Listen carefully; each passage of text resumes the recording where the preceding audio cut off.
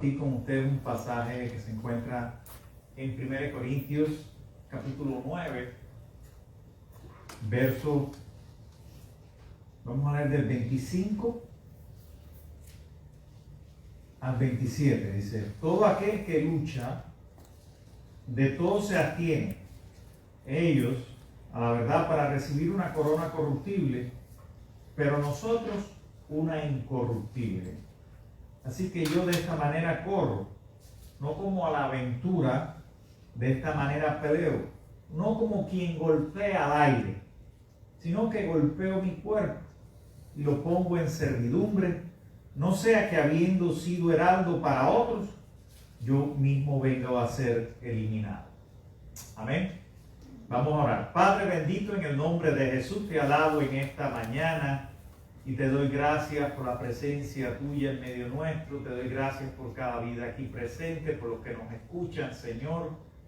Que este tiempo sea un tiempo de compartir juntos tu palabra, de escuchar tu voz, Señor, en medio de estos tiempos, para que nos alimentes, para que podamos, Señor, tomar decisiones importantes en nuestra vida, en nuestros hábitos como cristianos, pero sobre todas las cosas para que podamos estar más cerca de ti y más cerca los unos de los otros, viviendo en amor y en armonía con todo lo que tú has creado, Señor. Bendice este tiempo de explicar tu palabra, Señor. En Jesucristo te lo ruego. Amén, amén. Una de las naciones más sorprendentes que hay en estos momentos y que ha marcado la historia del mundo es sin lugar a dudas Japón. La nación de Japón ha alcanzado un desarrollo tecnológico, cultural, educacional impresionante. Y uno se pregunta cómo Japón, siendo un archipiélago de unos 100 millones de habitantes, que no tenía esos grandes recursos minerales y que había pasado por una Segunda Guerra Mundial e incluso la bomba atómica, como fue lanzada allí en Hiroshima y Nagasaki, cómo este país pudo resurgir de las ruinas, de las cenizas y convertirse por buena parte del tiempo en la segunda economía mundial. Ahora es la tercera, pero en la segunda economía mundial por muchos años. Todos quedaron impresionados, pasmados al ver el desarrollo de Japón. Cuando yo estaba escuchando a un famoso empresario, como se le llama ahora, un influencer, que es hijo de padres japoneses, de papá japonés y de mamá colombiana. Él se llama Yokoi Kenji. Yokoi Kenji dice algo muy importante. Dice: los latinoamericanos somos gente muy emprendedora, muy creativa, muy inteligente, tenemos talento, lo hemos demostrado en circunstancias difíciles, todos lo sabemos, todos los latinoamericanos echamos para adelante, así es la frase, ¿verdad? Y de la nada resurgimos y nos reinventamos en una historia a veces difícil de contar, de pobreza y de muchas cosas. Pero ¿por qué los países latinoamericanos no han llegado al desarrollo económico de una nación como Japón, teniendo incluso en el caso de Colombia muchos recursos naturales, teniendo gente creativa, gente inteligente? Entonces esto le lleva a la reflexión a Yokoi Kenji a decir esto, que era una frase que le repetía su padre, y que es lo que ha determinado el éxito y el desarrollo económico de una nación como Japón, y lo que puede determinar el éxito de las naciones latinoamericanas, porque él está hablando al público colombiano, hijo de madre colombiana, y él dice esto en una simple frase que su padre le repetía siempre y que yo se la estoy diciendo casi todos los días a mi hijo. Dice así la frase: la disciplina, tarde o temprano, vencerá a la inteligencia. Repita conmigo en esta mañana: la disciplina, tarde o temprano, vencerá a la inteligencia. Nos estamos acostumbrados a pensar que solo con la inteligencia podemos alcanzar grandes resultados. Entonces en esta mañana lo primero que tenemos que definir es qué es la inteligencia. ¿Qué es la inteligencia? Yo encontré esta definición. Es la facultad para aprender, para razonar, para formarnos una idea de la realidad en que vivimos. Es la manera de usar el conocimiento que hemos adquirido para resolver las situaciones que se nos presentan en la vida. Esa es la inteligencia, definida así. Que no es lo mismo que la disciplina. La disciplina es la capacidad para poner en práctica una serie de principios relativos al orden y la constancia. Dicho de otra manera, llevar una vida más ordenada para que podamos ser, ¿qué cosas? Más eficientes. Para que podamos ser más eficientes. ¿Por qué la disciplina para el japonés es tan importante? Porque usted puede ser la persona más talentosa, creativa, con los mayores talentos y dones que Dios le haya dado sobre la faz de la tierra, pero si no tiene disciplina, no va a tener éxito. Tarde o temprano, oiga la frase, tarde o temprano, la disciplina vencerá la inteligencia. Ahora, hay algunas características en la disciplina. Número uno, la organización. Cuando usted se levantó en esta mañana, ¿qué fue lo primero que hizo? Y van al baño. ¿Dejaron el cuarto así o lo organizaron? No todos, ¿verdad? No todos dejamos el cuarto organizado. Pero cuando empezamos a buscar algo, nos damos cuenta de la importancia de organizar nuestro cuarto. Cuando se ha perdido un objeto, algo de valor, una foto, la cartera, el reloj, el ID, cuando no tenemos organizadas nuestras habitaciones en la casa, es un gran problema. O sea que la organización nos ahorra tiempo. Hay una economía del tiempo. Cuando organizamos, ahorramos tiempo. La otra característica de la disciplina es la limpieza. Podemos estar muy bien organizados, pero si tenemos la casa sucia. Una de las cosas que nos pasó en la pandemia fue precisamente que nos pusimos a organizar las casas, a hacer cosas que durante muchos años no hacíamos. Esto ya lo voy a sacar, esto está recogido, ¿para qué lo quiero? Esta ropa que no la uso, mejor la dono a alguien que no tenga. Y sacamos un montón de cosas. Todo yo creo que en mayor o menor medida nos dedicamos tiempo a la limpieza. Sacar lo que no se necesita. Y lo tercero que él habla como importante es la puntualidad. O sea, que es cumplir con lo que nosotros nos hemos planificado hacer. Lo que nosotros decimos que vamos a hacer, tenemos que cumplir. Eso es lo que significa ser puntuales. Si yo digo que vamos a empezar a las 11, no empezamos. Vamos a empezar a las 11. Pase lo que pase. Eso es puntualidad, es cumplir con los acuerdos previos, con las cosas que nosotros decidimos hacer. Cuando nosotros leemos este pasaje, nos damos cuenta que fíjense que el pasaje no es tanto, es dirigido a una congregación donde había muchos líderes, donde había mucho talento.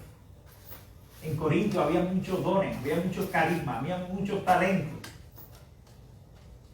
Pero necesitaban disciplinarse. Necesitaban disciplinarse para que ellos pudieran aprovechar al máximo sus experiencias con Dios. Para que ellos pudieran llevar adelante un ministerio efectivo, debía haber una disciplina, porque seguramente, y así pasa, van a venir muchos tropiezos, van a venir muchos desafíos. Entonces, cuando el apóstol Pablo está hablándole a los corintios, lo que tiene su trasfondo cultural, la idea que se ha formado viene de atrás, de la celebración de los juegos en la antigua Grecia, que era algo muy importante en aquella civilización. Habían comenzado mucho antes de la venida de Cristo, por supuesto, a la tierra, 700 antes de Cristo, pero ya eso estaba en el trasfondo cultural griego, la celebración de los Juegos Olímpicos de la antigüedad. Y siempre allí se hablaba de los atletas, todo lo que tenían que esforzarse, de la disciplina que tenían que cumplir para lograr el premio, para alcanzar el premio, que era una corona de hojas de olivo. Ese era el premio que recibían, y eso era algo tan importante en aquella cultura. Ser un atleta y lograr el premio después de tanto esfuerzo y sacrificio era algo muy importante. Entonces, cuando nosotros analizamos este pasaje, tenemos que entender que él está hablando en términos deportivos. Amén. Si no, no lo vamos a comprender, porque fíjense cómo nos dice, hay palabras que nos está diciendo el pasaje: todo aquel que lucha, de todo se adquiere ellos a la verdad para recibir una corona, ¿qué cosa? Corruptible, de hojas de olivo. Pero nosotros, una incorruptible.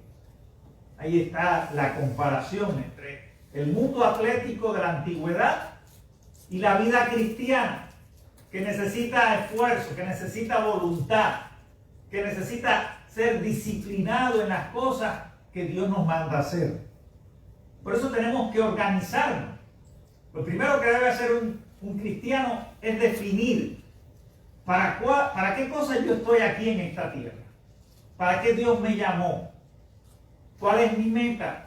Sí, claro, hay metas importantes a nivel familiar, a nivel profesional, a nivel de iglesia local también tenemos nuestras metas y nuestros goles. Pero ¿cuál es la meta suprema del cristiano? Alcanzar la corona incorruptible. Amén. Estamos por eso aquí. Y todo lo que nosotros nos encontremos en el paso de nuestra vida, tenemos que comunicarle este importante mensaje.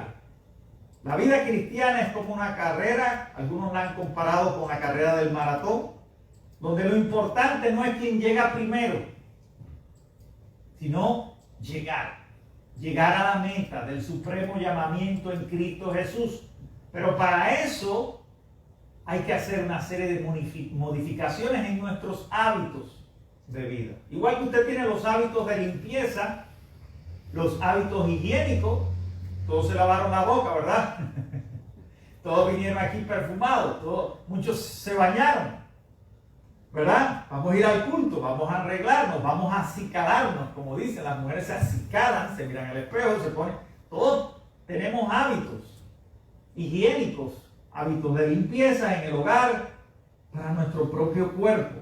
Así también en la vida cristiana nosotros tenemos que cultivar los hábitos importantísimos, como por ejemplo la oración. La oración, y he hablado e insisto, no es un recurso cualquiera, es el mejor recurso. Porque cuando nosotros nos encerramos en nuestra casa, el mejor recurso, además de ver Facebook y ver YouTube y ver predicadores, que yo lo hice también y me gustaba y lo disfrutaba, era precisamente estar a solas con Dios. Amén. Cuán importante es estar a solas con Dios, porque a veces nadie te puede escuchar, nadie te comprende, nadie entiende tu sufrimiento. Y la oración no es simplemente pedirle a Dios, sino es entrar en comunión con Él, abrirnos a Él de corazón para escuchar en lo más profundo de nuestro ser cuál es su voluntad. Porque esa es la oración, encontrar la voluntad de Dios. Entonces tenemos que organizar nuestra vida cristiana a través de hábitos fundamentales, de hábitos importantes como la oración, el estudio de la palabra, como dedicar más tiempo a Dios. Porque eso también va a producir una organización en nuestros pensamientos. Sabía que en estos tiempos la batalla fundamental es en la mente, porque antes los antiguos podían contemplar la creación y todo cuanto existía, y viven una vida muy simple, pero ahora la vida se ha complejizado tanto. Es tan compleja la vida moderna. Y la tecnología nos trae nuestros beneficios, pero también nos trae nuestros desafíos y retos. La vida ahora es mucho más rápida y compleja que lo del tiempo de los primitivos. Entonces, muchas veces nosotros tenemos un torbellino de información. Y no siempre la información que acumulamos en nuestra mente es positiva. Nos ayuda a pensar con claridad y a discernir qué es lo mejor para nuestra vida y a vivir en paz, que es lo que todos también anhelamos cuando buscamos de Dios. Así que estamos corriendo esta carrera larga, vamos a enfrentar desafíos, pero necesitamos como punto primero de nuestra vida organizarnos en nuestro tiempo con Dios, organizar nuestros pensamientos y establecer prioridades. Y saber que tenemos más allá de todo eso una meta, un galardón, una corona, no incorruptible, sino eterna y en los cielos, en Cristo Jesús. Ahora, hablando esto un poco más terrenal, más de las cosas que nosotros necesitamos como cristianos y como iglesia. Nosotros tenemos metas, nos hemos propuesto metas que todavía no hemos logrado. Ir a evangelizar allá a Homestead. Han pasado algunas cosas y no lo hemos podido lograr. Hemos llegado a esa comunidad con alimentos, de muchas maneras hemos llegado y damos gracias a Dios por esto. Todavía hay cosas que no hemos cumplido, ¿verdad? O sea que estamos en esta carrera. Pero en la medida y en la naturaleza de las metas que tú y yo nos proponemos en la vida, así va a ser la naturaleza de nuestra disciplina. O sea, mientras más grande es la meta, más disciplinados tenemos que ser. No es lo mismo el entrenamiento de un deportista para jugar en el barrio a la pelota de manigua, como le decimos, que para venir a jugar béisbol aquí a las grandes ligas. Requiere mucho esfuerzo y sacrificio del deportista. Requiere abstenerse. Quiero que grabe esta palabra en su mente. Hay que abstenerse. Esto es lo que nos dice el apóstol Pablo. Todo aquel que lucha, de todo se abstiene. Ellos a la verdad para recibir una corona corruptible, pero nosotros una incorruptible. ¿De qué cosa nosotros tenemos que abstenernos? De toda esa información, de toda esa pacotilla teológica que muchas veces aparece en los medios de difusión. Pacotilla teológica. Así yo le llamo pacotilla teológica porque no tiene un fundamento profundo en las Escrituras. También tenemos que abstenernos de los juicios y de las condenaciones que muchas veces vemos en los medios de difusión. El Evangelio es gracia, el Evangelio es misericordia. El Evangelio nos habla de un Dios que se acerca por amor y que entrega lo más preciado de su Hijo. Y cuando tú caminas con Jesús, tu manera de hablar y de vivir va a cambiar. Va a cambiar. Si estás abierto, si estás organizado, si estás disciplinado en la oración, tarde o temprano van a suceder grandes cambios en tu vida. Y tu vida va a ser una vida próspera y de éxito desde el punto de vista espiritual. Quizás no desde el punto de vista material. Quizás no, pero por lo general todos los que tienen un equilibrio emocional y en la fe, un equilibrio espiritual importante, van a tener buenos resultados también en el orden social y económico en nuestra vida. Pero hay que abstenerse de cosas que no contribuyen a su formación, a la formación del carácter. Recuerda que Dios nos creó a su imagen y semejanza. Y el pecado muchas veces, que es desobedecer a Dios, que es vivir sin escuchar la voluntad de Dios, que es vivir a nuestra manera, sin importarnos que hay un Dios y sin amar al prójimo. Podríamos definirlo de muchas maneras, pero básicamente pecado es desobediencia a lo que Dios nos ordena hacer en este tiempo. Entonces hay que abstenerse en primer lugar del pecado, de la desobediencia a Dios en su palabra, de lo que Él nos manda hacer. Y hay que enfocarse, o sea, abstenerse y enfocarse en las cosas del reino de Dios para alcanzar la corona de vida en Jesucristo. Gálatas 5, 22 al 23 nos dice algo muy importante y son los frutos de una vida disciplinada en el Espíritu Santo. Gálatas nos dice algo muy importante: dominio propio. Dominio propio es un fruto del Espíritu Santo. Cuando estamos conectados con Dios, cuando somos disciplinados, cuando organizamos nuestra mente y nuestros pensamientos, cuando dedicamos tiempo a Dios, cuando pasamos tiempo con Dios, nosotros adquirimos algo muy importante que es el dominio propio, que es un fruto del Espíritu. Pablo habla algo aquí muy importante, así que dice, así que yo de esta manera corro, no como a la aventura, de esta manera peleo, no como quien golpea al aire. Dice la frase que usa el apóstol Pablo. O sea, él tiene bien definido su vida y los propósitos que Dios quiere cumplir en su ministerio. Pero para eso, sigue más adelante, dice, sino que golpeo mi cuerpo. Y uno podría pensar, bueno, ¿de qué está hablando el apóstol Pablo aquí? ¿De flagelarse como hacían en la época medieval en los monasterios, los sacerdotes y los monjes? No. Golpear el cuerpo es precisamente disciplinarse en el Espíritu Santo, disciplinarse en la vida cristiana, vivir conforme a lo que Dios le está llamando a hacer, ser organizado, quitar, abstenerse, limpiar de su vida todo lo que estorba su relación con Dios.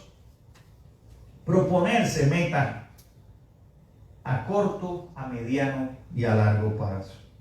También importante cumplir lo que Dios le está llamando a hacer. Dios te está llamando a hacer cosas en este tiempo. Es un tiempo, Marco me decía, que es un tiempo nuevo, un tiempo de pandemia, un tiempo de cambiar cosas, pero tenemos que también cambiar muchos de nuestros malos hábitos. Como por ejemplo dejar de orar, no darle la importancia a la palabra de Dios, hacer más por la vida espiritual, la vida del espíritu. Y eso es lo que Pablo está hablando de golpearse el cuerpo. O sea, es la disciplina para alcanzar algo mayor. Si usted quiere alcanzar algo, un premio mayor, usted tiene que disciplinarse. Esa es una regla inviolable en la vida. ¿Recuerda la frase primera que le dije? Que tarde o temprano la disciplina vencerá la inteligencia.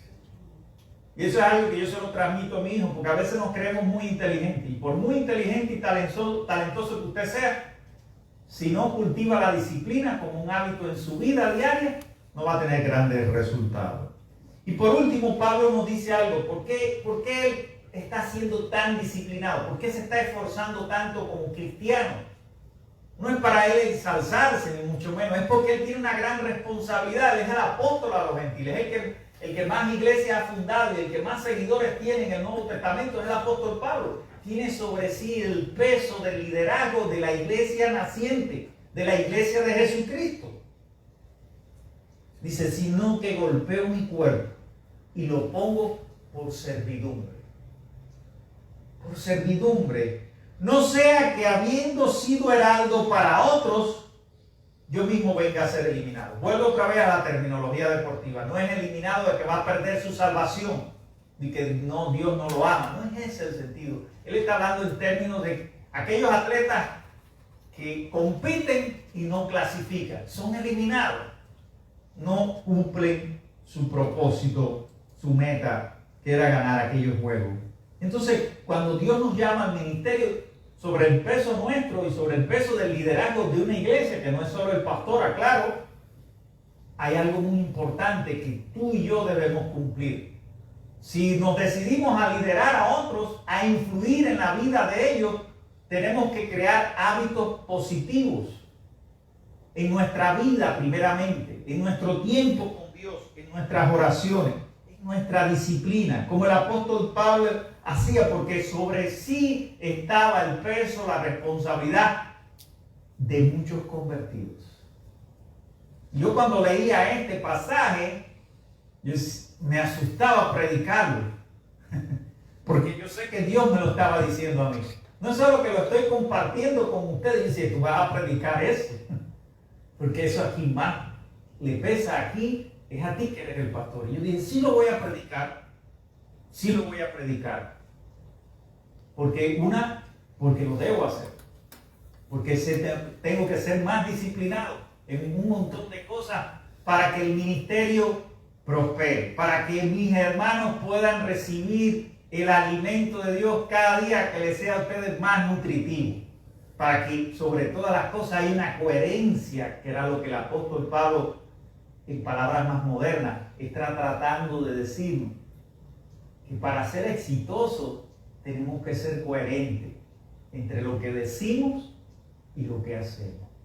Y es un autoanálisis que le invito a hacer, una revisión de nuestra vida, de nuestras historias personales, de no compararnos con nadie, sino que compararnos con Jesús. Porque cuando la gente se acercaba a Jesús, le decía, este no habla como los escribas y fariseos. Mira que los escribas y fariseos eran los mejores religiosos de ese tiempo, los más conocedores de la escritura. No era cualquier gente. Pero este no habla como los escribas y los fariseos. ¿Por qué no hablaba como los escribas y los fariseos? Porque había una coherencia. Primero, porque había una conexión directa con el Padre. Yo sé que tú siempre me escuchas. Siempre. Esa conexión estuvo presente en el ministerio de Jesús. Pero fundamentalmente también porque había una coherencia de vida. No hablaba como aquellos fariseos porque lo que decía Él lo cumplía. Hablaba de amor y Él perdonaba. Si nosotros vamos a hablar de amor, debemos perdonar.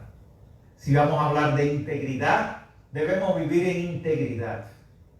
Si vamos a hablar de la ética del Evangelio de Jesucristo, debemos vivir como su Hijo, como nuestro Señor y Salvador y Maestro de nuestra vida. O sea que tiene que haber una ética en la conducta del cristiano que debe ser manifestada en todos los momentos de la vida, no solo aquí. Recuerde el testimonio. Lo importante, decía Albert Pujol, no es que me recuerden por lo que yo hice dentro del campo de béisbol, sino que me recuerden fuera. Lo importante no es lo que hacemos aquí como institución. Lo más importante, y es importante, ojo con esto, pero lo más importante es que cuando salgamos allí, lo que nosotros predicamos desde este púlpito, lo vivamos. Seamos ejemplos, seamos coherentes con las enseñanzas de nuestro Maestro. Así que este es el desafío. Prepárese y disciplínese en la vida cristiana. Pronto va a ver los resultados. Dios va a estar a su lado. Dios va a enviar mentores. Dios va a guiarle con el Espíritu Santo. Dios va a guiarle con su palabra para que cada día sea más disciplinado.